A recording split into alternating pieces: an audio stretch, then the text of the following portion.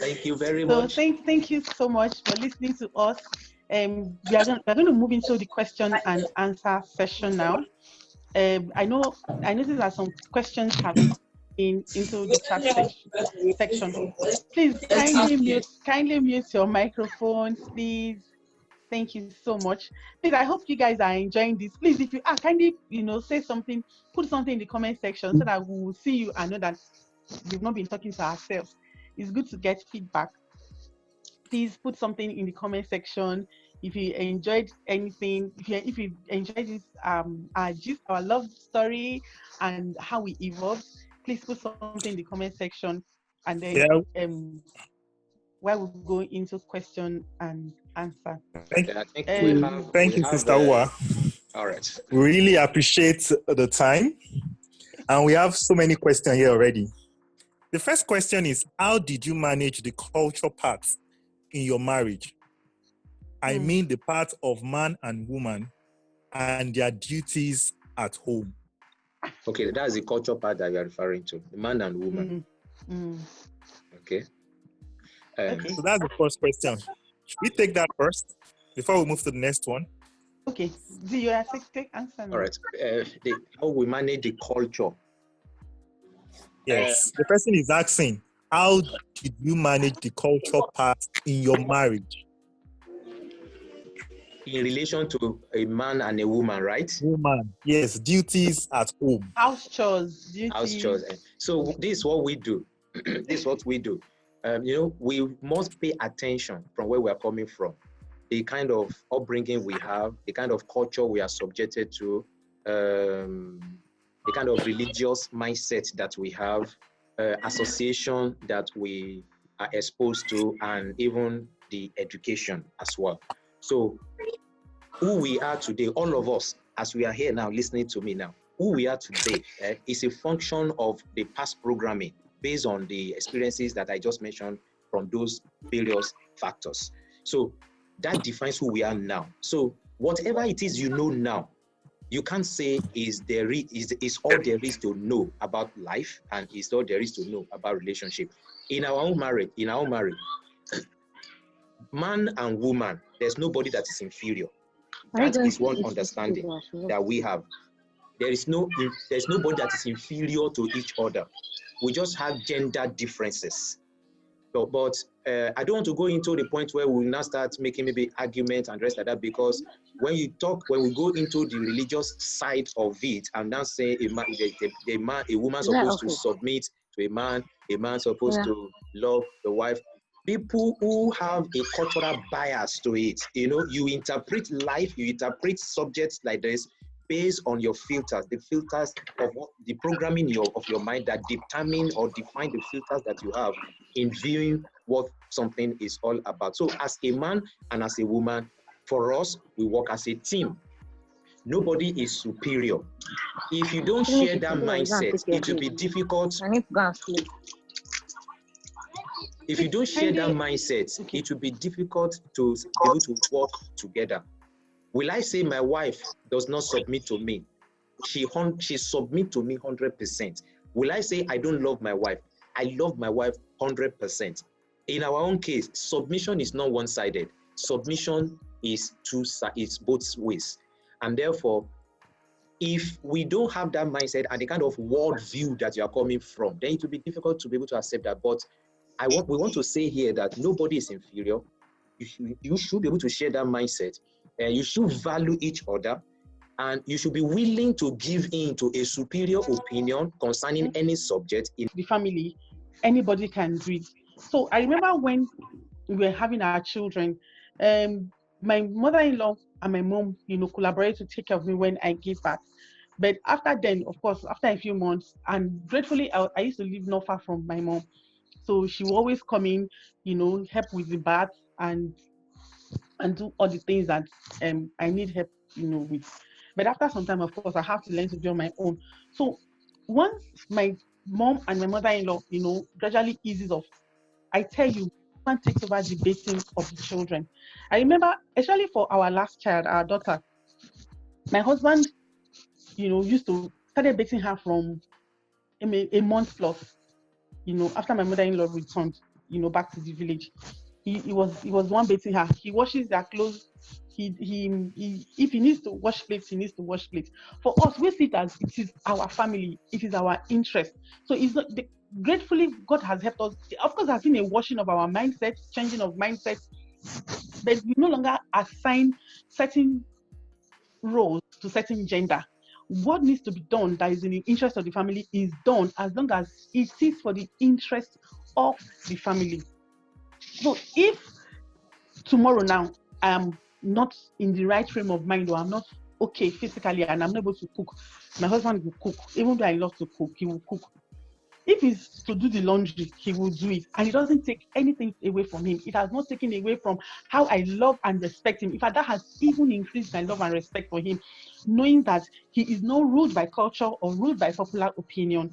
So I hope that has answered that question. Thank you very much. The signal threw me out, so I'm back here. Oh, I know, sorry. You can't be thrown out. So Brayomi and Rashagu. Yeah, the second question. Thank you so much, Sister Awa. Thank you, Pastor D. Thank you, you are back again. Thank God you are back again, rather. So the second question. This question is asking, what advice do you have for a couple that the husband is asking his wife to stop working or even doing business, but just stay at home? Why the wife is not happy with such decision? So the husband wants the wife to stay at home doing nothing and is against her own decision. What do you have to say about that? What advice do you give such couples?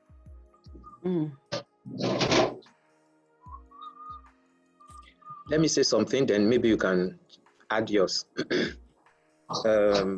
We believe in people to be empowered, because there's a need for empowerment, and I would have wanted to say, once they agree that she will not work for somebody or she has a business, then that is still okay. But hearing the later part of that question saying that even business that she should not do, maybe to just be at home, if we understand the nature of human being and the dynamism that we are wired, that we are made of by God, then you'll be killing the potential of someone to make the person totally idle.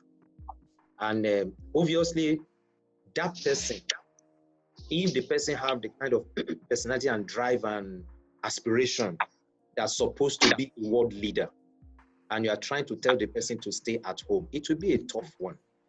And I think it's not something we can fully exhaust here. I will advise, if we have that person in this forum, maybe at the end of the day, we might post our numbers here. In case the person here doesn't have our numbers, then we can take the discussion up from there. Because there are different things we really need to drill down into and look at, so be able to decipher or find out what exactly is this thing all about. Whether is it an insecurity issue with the man? Is it someone not exposed like that? Is it about culture of where he came from? Because my dad, for instance, believed that women are meant to be housewives. So that's why I can relate with this. Even all the effort that my mom made, my mom of blessed memory made before when we were growing up, all the effort that she made, my dad said no. She just have to be in the house. And she went on her own, even learned typewriting business that time, many years back. That was something, and the job was waiting for her, only to get approval or endorsement by my dad, and he refused. For many years, she was even bitter, but thank God she was able to deal with the issue of bitterness. So you will be killing someone if you make the person totally redundant, especially if the person is the type that has aspiration and is wired to do great things in life. So I don't know whether my wife will have. Okay. Yes, the person could reach out to us and we'll take it further. Let me just add, what you have already said. We evaluated while we were talking. We communication kept on appearing in all these stages. She may have tried communicating with the man, but you can never, stop communicating. If this is your aspiration to work, then you need to keep talking to that man. And then you need to find out what's the reason. Why is it that he's asking you not to work? Is he afraid that, okay, you work and then we leave the children, to people that we cannot trust? So what's his motive? Something must be driving him. Like my husband said, could it be insecurity? Or is it like he's so economically empowered that he feels that he can meet the needs of the family? Again, as humans, we get not just by being housewife or being a mother. There are so many things that accumulate into making us fulfilled as human beings.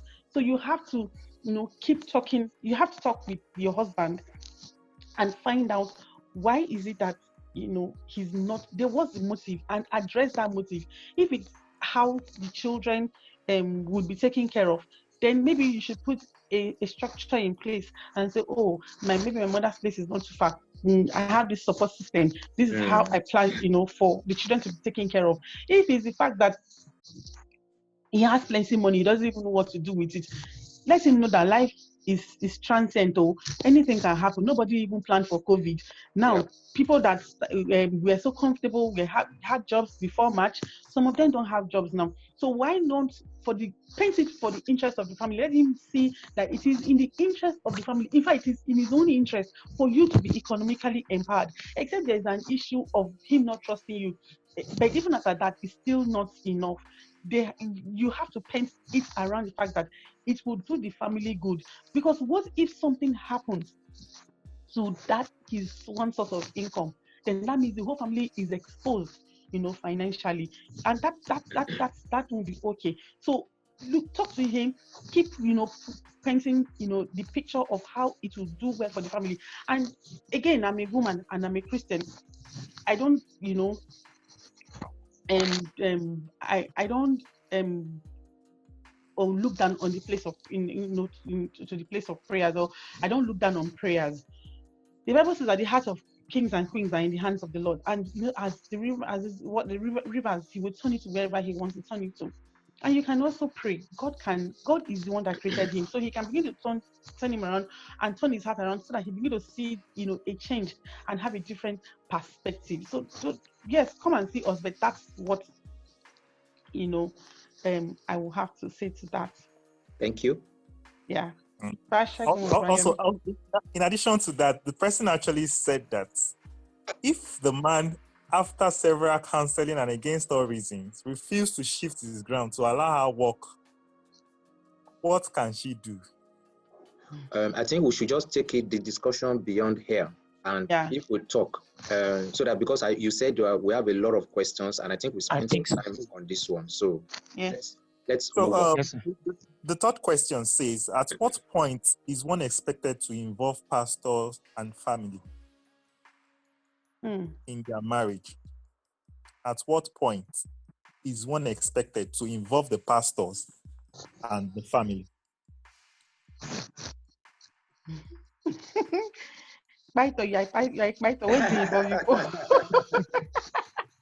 This is what I would say. Why would people want to see people to help look into a situation? It's because there's a problem. It's because there's a problem. So I would say, we said earlier on while we were discussing, you develop cultivate a mentoring relationship. Don't wait until there's serious problem in your home before you are trying to look for some solution. But now, here we are now, maybe there's an issue now. At what point? I would say we can meet pastors, can meet counselors, but I would advise, when it has to do with marital issues, depending on the kind of pastor you are meeting, it's not all pastors that are trained to handle marital related matters. I've seen pastors destroy families because of the ideology that they brought into it. They were not trained. I'm a pastor, so I can say this. So it's not that maybe I'm anti-pastor. I'm also a pastor, so I can actually really say this. Beyond me being a pastor, I don't deceive myself. Even as a certified counselor, there are some other specialized area that if I have the case, I can do first aid, but I will always refer. So it's better you talk to someone that is well trained, that will project objectivity, and that will help you decipher with time-tested tools and assessments, because as a professional counselor, we don't look at feelings. We look at it, analyze the situation, use time-tested tools and assessments to decipher what the state of the problem is. Then we can provide solution in such a way that we even do a professional report to that in that regard, and you can see it. Except you are not now willing to apply. I'm telling you, if you are willing to apply, there's no marriage on this planet Earth, whatever the problem is, that cannot be resolved. It only lies in the hands of both parties that are involved. So I would say there's no defined state where you say, I want to go and meet this. Once you're having issues, you don't allow it to degenerate so much before you talk to someone. But the person you're talking to, be sure is the right person. That's what I would say. Thank you, sir. Thank you. I don't have anything to add to it. I like the answer. So okay. So if you then decide to bring in someone, look for people who are trained. Just like if you are sick, you're not going to meet a musician when you are sick. You have to go and meet a doctor. If you need your clothes made, you're not going to meet a mechanic. You're going to meet the tailor. And if you need to fix your car, you're not going to meet you're not going to meet maybe a social media specialist. You are going to meet the mechanic. So everybody have their areas of training. There's training, professionalism, always coming in everything that we do in life. So if you're going to bring in anybody at all, I think first of all, explore the option of bringing in professionals, because then again, they will not be biased. Yeah. They won't be biased as family members would probably be. Thank you.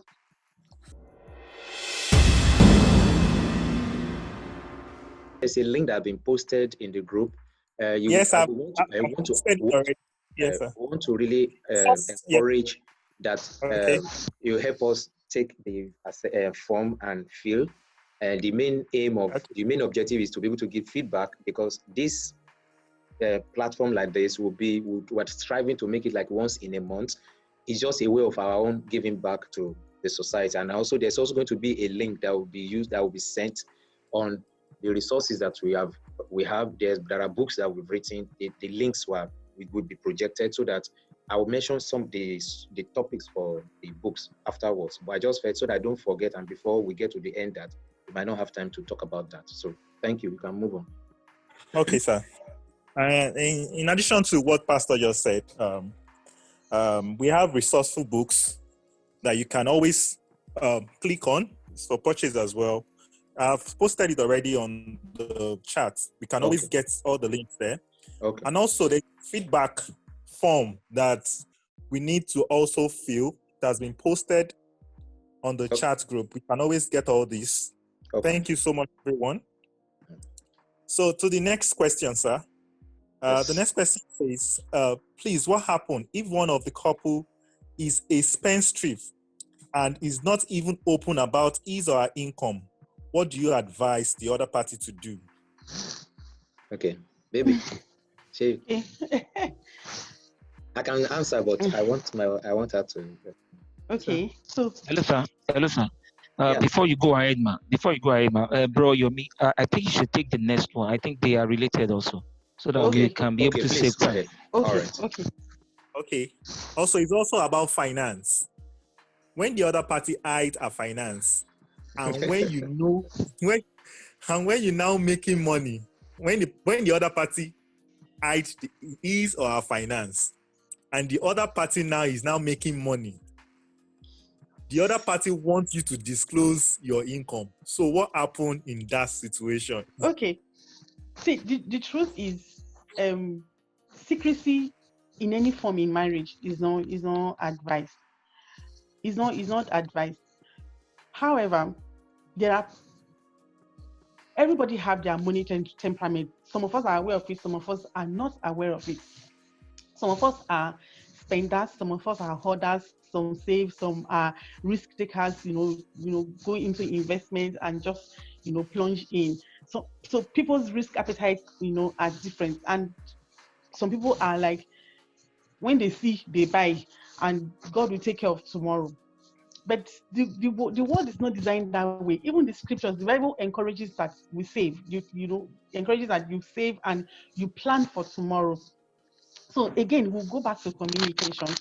you need constantly hammer to this particular person that paint a scenario, and if possible, look for a real life example of someone who used to be very comfortable, who seemed like they were financially okay, and then who, unfortunately, things now turned the other way, probably because they were not saving and they were not mindful of how to spend.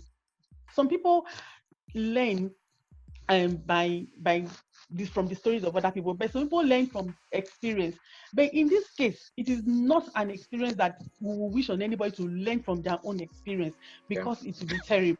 Imagine you are doing well, you are comfortable, and then you now slide into, someone that you can't even take care of your needs and that of your family. So if you have a partner who is a spendthrift, constantly spends money, does not think of tomorrow, then you need to, please kindly mute your microphone. Just go on. So you need to constantly communicate to the person the implication of their actions. And then I will say this, and I will say it with some caution. You yourself that is not a spendthrift, then you need to look for how you can siphon money from him or her and be saving elsewhere for the good of the family. Because you know that once this person lays hands on it, I mean, the money is gone. And of course, you have your children to consider, you have your future to consider, and the bills are, not relenting. So you keep communicating, and then you do not have, something that that the family can fall back on. Because when something happens, while the person is navigating through his experience of learning from his experience, the family will suffer. But if there's a buffer somewhere that you knowing that this is not the right thing that you have been doing, that would help. Then the other party that is not opening up on their income.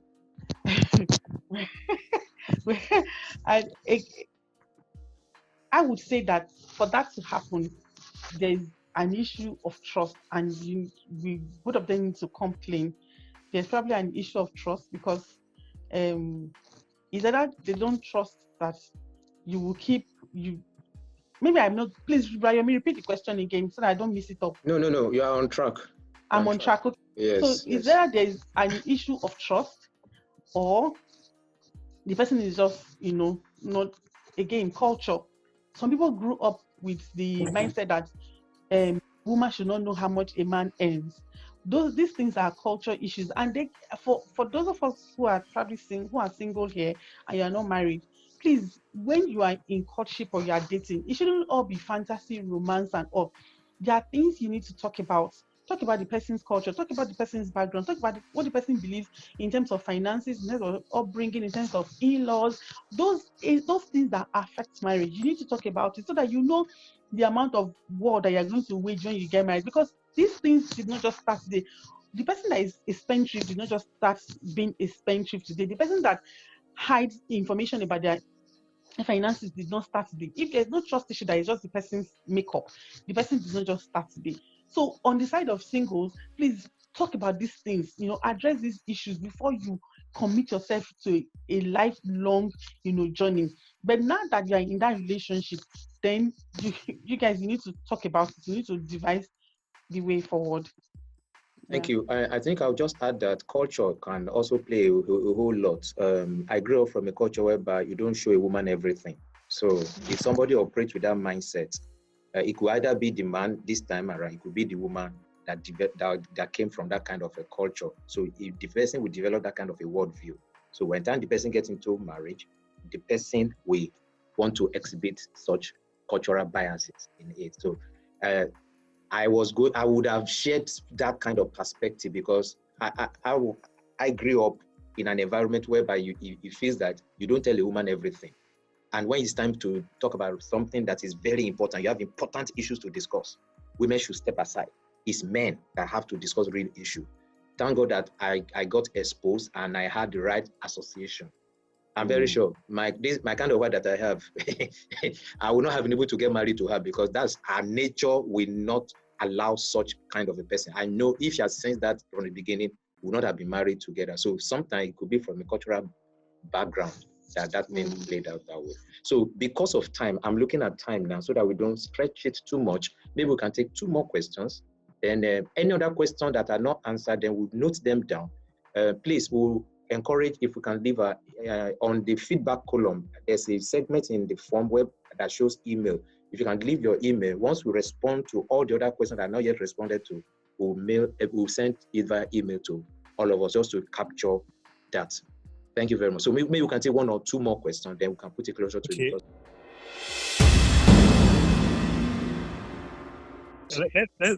Let's just take 1 more question, sir. Okay. The question says, can you please help explain more on submission for the woman and love for the man?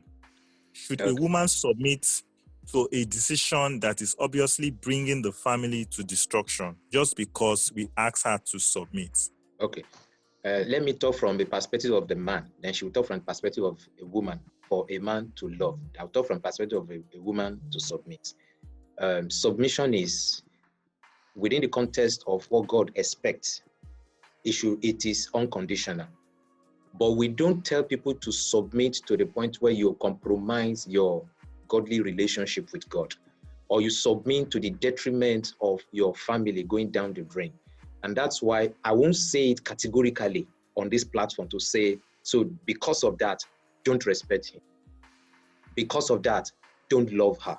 No, because whatever we are seeing now, whatever are the issues now, they are offshoots. And we have to be extremely careful.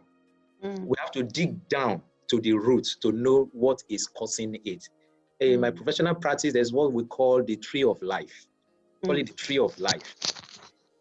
Whoever is hurting in the past and takes that assessment, I'm telling you, the person will end up finding himself or herself broken.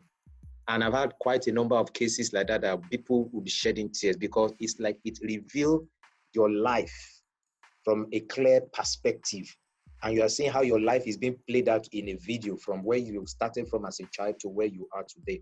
Because the whole idea of the subject tree of life is that it takes you right from the root, the family you came from, the kind of culture that you belong to, take it down to even your grandfather lineage. Then you take it up from there. You now come up to having, because we define the trunk, the branch, the trees, and the leaves and the fruits synonymous to some things, but we capture in such a way that it helps you to look, analyze your good memories, analyze your bad memories, analyze your aspiration in life, analyze things that can stop you from achieving what you have in mind. So by the time you go through that assessment tools, it puts you in a position whereby you can x-ray your life and helps you plot wherever, help you point where that thing started from to where you are at the end of the day. So I'm deliberately talking like this to let you know that it's a root. Most of these things we're talking about have root cause to them, and it's a mindset, it's a cultural thing. So for submission, so submission is, and my wife will totally submit to me. I will totally love my wife till thy kingdom come. So it's not a subject for me. So there are fundamentals that we really need to deal with to get to people to now get to that point where they can understand this better. Thank you. Okay. Okay. So from the side of loving your husband, right? No. Yes. No. Loving your wife. So how has it been easy that for me to say I love you? So you'll be able to. Okay. I talked about submission. I spoke about submission, right? Pastor D has spoken about submission for the wife. So you are taking the love aspect. The man loving the wife. Yeah. Yes. Yeah. So for us, right from time, my husband's wiring, my husband's makeup, he's a loving person, so it's easy for him to love. But then again, there's the aspect of me making it easy for him to love me. Yeah. Because there are people that they started out well, but then when things began to show up, you now see that certain things, certain traits, certain behaviors, is now kind of killing, or should I say, compressing the love that would naturally come, from a man to his wife. And so for me, it was not an issue. My husband loves me, and I strive to make it easy for him to love me. So the things that I do, I don't disrespect him. I know that men, they love, to be respected. Everybody loves to be respected. So I don't disrespect him. I don't treat him anyhow. I put his needs above mine a lot of the times, and he does that. So because he sees that, oh, I do things that are of, interest to him, things that are of priority to him. So it's easy for him to also reciprocate. Okay. So I would say that for a man, to show love to your wife, please, make it, let it come naturally. And if you see that it's not easy, it's not coming, maybe the woman is not, maybe the woman is doing things and you feel, oh, she's not deserving of your love, please, let's go back to the basics. Number one, why did you fall in love with this woman? Why did you marry? Marriage is an institution where we should practice unconditional love. Who knows, some of those things that you are doing, that they are doing, would ultimately turn the woman around to now begin to do things that will be of pleasure to you. But my point here is, as a man, strive to love your wife unconditionally, because that's the kind of love that will ultimately sustain the marriage. When we start with a lot of emotions, a lot of adrenaline, a lot of passion, but those things, they are not sustainable. With time, when issues come, they become suppressed. But the love that is by decision, oh, this woman, whether she's worthy, she's not worthy, I will still love her. That is the one that now makes a turnaround, and the woman then begins to do things that would make it easy for you to love her. If I'm to summarize it, I'll just say, conquer by loving. Conquer by loving. Bring submission about by loving. So I hope that Yes. the question is answered.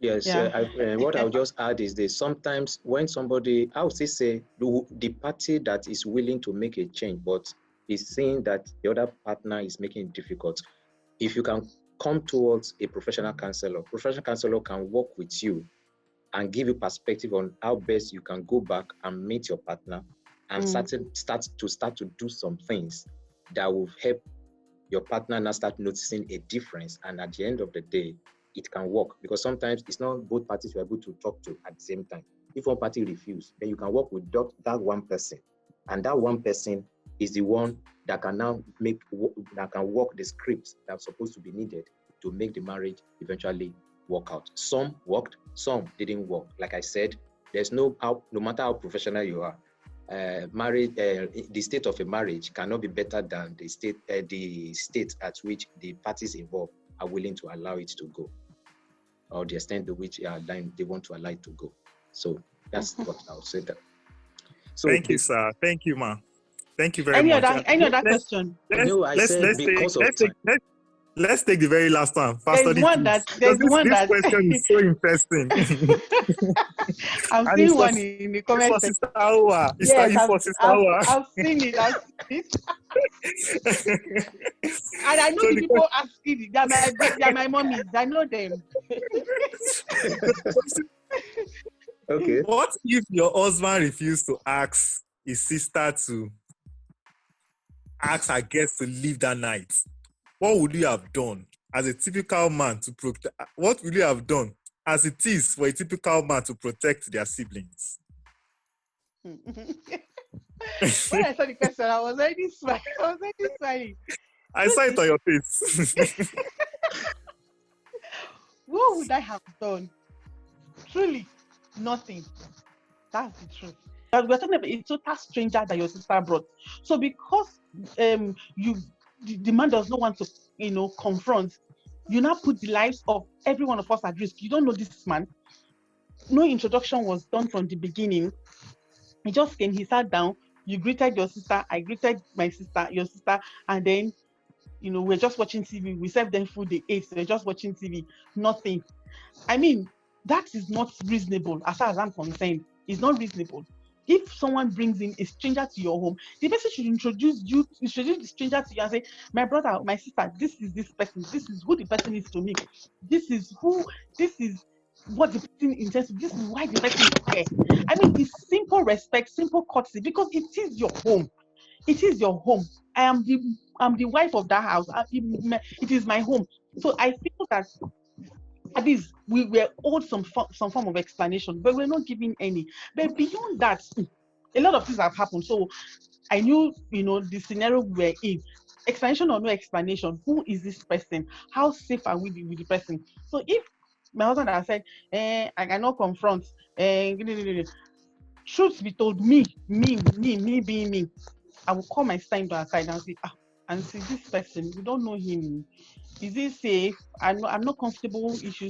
I would tell her myself, but in a very respectful, way older than us. But if she refuses to listen and says the man wants to spend the night, as in the fire will go to my husband. That's the truth. I'm just being real. It's him I will put the fire on. That if anything happens to me and my children in the course of the night, hey. What I would say is, I think she has even when we started out, one or two of my sisters were living with me, and because I don't have cash, I was earning 13,500 that time. She was earning 17,500, and so when we got married, my sisters were staying with me before we got married, and we discussed the matter that okay, when we get married, though, it's always advised that you don't allow somebody to stay with you, so that when you are going through your teething phase, things will not, people will not pick something and help you magnify it and damage your home for you. At that point, she was not happy that we started out our new marriage with my sisters being around, because and I knew the havoc that thing actually caused. Should I tell them how the story of how they started staying with us? Because of time. Okay, because sorry. I'm just trying to buttress. I'm just trying to buttress the fact that it's okay. Sorry. I'm just trying to buttress the fact that there are similar situations like that at the end of the day, like she said, I will not do it. Eventually I will allow, because she was not happy, she was angry, but eventually they still stayed with us. And I was not, I would have loved that I get them a place, but I was not financially buoyant enough. And I knew the damage, especially the older one, did to our family, to our relationship. If not that both of us are mature, she could have possibly damaged and destroyed our home and made us to go our separate ways. So that's why we advise as much as possible. If it's possible, if you're just getting married, for people who are single here, if it's possible, if you can just be together for the next 1 year to understand each other very well, before you can both agree now that, okay, maybe if anybody wants to come and stay, then you can stay. But it's your choice, it's your decision. But we usually advise that, but it's open. So I know definitely for that night, she will not have done anything, but she will just be angry more with me. I will apologize. We'll move on with that, and I will learn my lesson from there, because it has actually happened like that before. So I feel, let me just put that in perspective to let us know that my wife is, even though you see her, I'm telling you, when it comes to the issue of strong hearts, I have a stronger heart than her. But in terms of the face of eloquence, I give it to her, na mama. So at that point, I think we should put an end to this. We've stretched the time. With the target was for us to close this by 4:30. I've been seeing a hand raised up by Bradipo, and I don't know. He's been raising the hand since, and I think he wants to say something. Okay. Maybe we can just, it's an exception. All questions will be taken from the chat. But Bradipo, you can go ahead and. Are you with us, sir? Oh, I didn't know I didn't know I raised my hand. I've been enjoying it quietly. Okay. Thank God. So we can sort of close. Okay, that is good. It's good. Yes, you can close so that I don't run over the time. I've had fun so far. Thank you. I really appreciate this. Thank you, sir. Thank you very much. So, baby, one last word, Abby. Yeah. So, I am really grateful that everyone, took time out to join us. My last word is on the fact that in marriage is like one long journey where you have, small journeys. So those are the phases. Someone said that I've been married to my husband. I've been married 3 times, but to the same person. So and the person was just invariably talking about the phases that they've gone through, so people change. Marriage would go through, navigating and evolving stage, just like as we human beings change. So for us who are into relationship, when we are married, do not be afraid of change. Do not be afraid to evolve, but be deliberate, about those changes that you're allowed to come into your home. Because whether we like it or not, changes would come. Things would change. You get married, from there you become a parent, changes would come. Your children grow from one phase to the other. You would begin to go through changes. So be deliberate about those changes, be the one to initiate those changes so that you can go through those seasons of evolving and you can determine the results that you get. So when you go through those phases, be deliberate. We've listed quite a number of resources and tools, but I also want to emphasize, we talked about having a mentor relationship. Have someone who you trust, who you know that they are sound, they have the mental capacity, to give you guidance in marriage. Read books, but most importantly, put God at the center of your home. It will do a whole lot of good to your marriage. Thank you so much. Thank you very much. I would say that we should establish the fact that you are coming from different background, and background differences brings about the differences you share. That's why we always say that differences are not deficiencies. So I'll also add that you don't be derogatory in your discussion with your partner, whatever way, and be willing to adjust to the new phase of your life. And look for a way to represent your partner's interest, because once your partner is always saying that his or her interest counts a lot and it meant a lot to you, then the person will see himself or herself as an asset in your life. So you want to represent your partner's interest, then practice openness at all times. When we talk about communication, can overemphasize that. Openness in all areas, not just in one area you are open, in other areas you are not open. My wife put it now and said, put God at the center of it all. So, but in all of this, don't remain static. Evolve and ensure that you improve over time. And those ingredients and those elements that can help you to evolve from wherever you are to the next phase of your life is what we have shared out and pouring out our heart from here. And here on, from subsequent ones, because we felt we should be doing this, maybe even if it is once in a month. So this like a broad strokes for like an overview. So subsequently, we'll narrow it down, like a tailored down to specifics in areas that we can pick on, and it can just be for 1 hour. We'll talk about it for 30 minutes, we take questions for 30 minutes, or max 1 hour, 30 minutes. And we believe that this will create opportunity for people to experience bliss in their home. And as we are all listening now, we believe that our own homes will experience bliss. And when your home experience bliss, you don't be selfish about it. Make yourself available and be a donor to other families, so that through your own home, your other homes can actually be blessed by him. Because we believe, God, that if other families are inspiring and they are imparting other families, at the end of it all, the future of our society, of our nation, and the world at large will be a better place to live. And that's why we always say that family is the bedrock of any society. If we can get it right from home, we're going to get it right for the nation. And I trust that all of us represented here, our homes shall experience bliss in Jesus' name. Amen. Thank you so much. Thank you so much. Please, if you've not filled the online form to give us feedback, is in the comment section. Brayomi, please, you can post it again so that I can come up. Kindly, fill it. We just want an assessment of this meeting. Have you been impacted? Have you been blessed? Please give us your honest opinion, and then also tell us which areas do you think we should concentrate on. Which areas would you like us to address, going forward? Thank you so very much once again. We appreciate it all. And then we see people from all over the world. Talkback from US, thank you so much. Brad Tipo, I know you are not in Nigeria too. Thank you so much. You're welcome. I see my sister from Abuja, Precious. Auntie Shiko, thank you so much. part. I mean, we have quite a good number of people, and being our first time, we've been invited to speak at meetings, but this is the first time we're actually organizing ours, right? Digitally. Digitally, yes. We've done physical ones. We've done physical, on a number of times.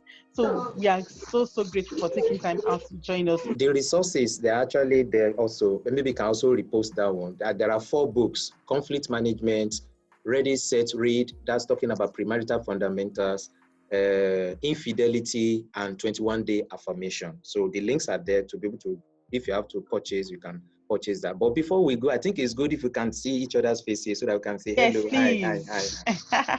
Please, can you put your cameras? You can put on your microphone now, so we can just greet. Hey, Mama.